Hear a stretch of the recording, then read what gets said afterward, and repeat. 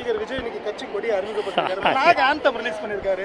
So எப்படி நாங்கெல்லாம் காலையிலேருந்து நிகழ்ச்சியில் இருந்துட்டோம், அதெல்லாம் தெரியாது எங்களுக்கு.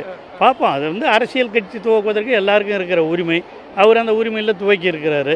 போக போக அவருடைய கொள்கை என்ன என்ன என்பதெல்லாம் தெரியும். கலைஞர் நாணயம் வெளியீடு நிகழ்ச்சிக்கு பாஜகவுடைய அமைச்சர்கள் நம்ம கூப்பிட்டோம்.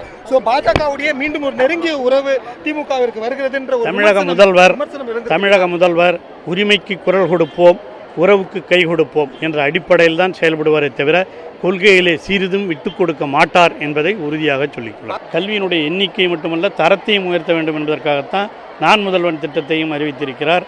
இன்றைக்கி கூட நான் இங்கே சொன்னது மாதிரி ஆராய்ச்சி செய்கிற மாணவர்களுக்கு மாதம் 25,000 ரூபாய் என்பது சாதாரணமானதல்ல. சம்பளம் மாதிரியே கொடுத்து மாதம் 25,000 ரூபாய் கொடுப்பதற்கும் முதலமைச்சர் உத்தரவிட்டு இன்று அதை துவக்கி வைத்திருக்கிறார். ஆகவே தமிழகத்தினுடைய கல்வியை உயர்கல்வியை பொறுத்த வரையில் அது எண்ணிக்கையிலும் உயர வேண்டும், தரத்திலேயும் உயர வேண்டும் என்ற அடிப்படையில் தான் நான் முதல்வன் திட்டமாக இருந்தாலும், இன்று ஆராய்ச்சி மாணவர்களுக்கு கொடுக்கிற உதவித்தொகையாக இருந்தாலும் அதையெல்லாம் செய்து கொண்டிருப்பது தான் தமிழக முதல்வர். அதனால தான் தமிழகத்தில் உயர்கல்வி மிகச் சிறந்து விளங்கி கொண்டிருக்கிறது.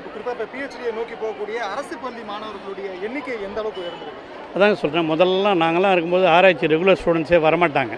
பெரும்பாலும் பார்த்திங்கன்னா அப்போல்லாம் ஆராய்ச்சி மாணவர்கள்னு சொன்னால் அரசிலே பணியாற்றுகிற பேராசிரியர்கள் மட்டும்தான் அதில் இருப்பாங்க.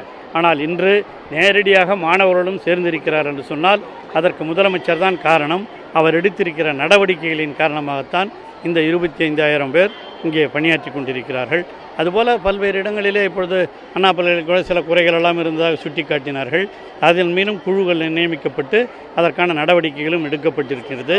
தவறு செய்தவர்கள் யாராக இருந்தாலும் நடவடிக்கை எடுக்கப்படும்.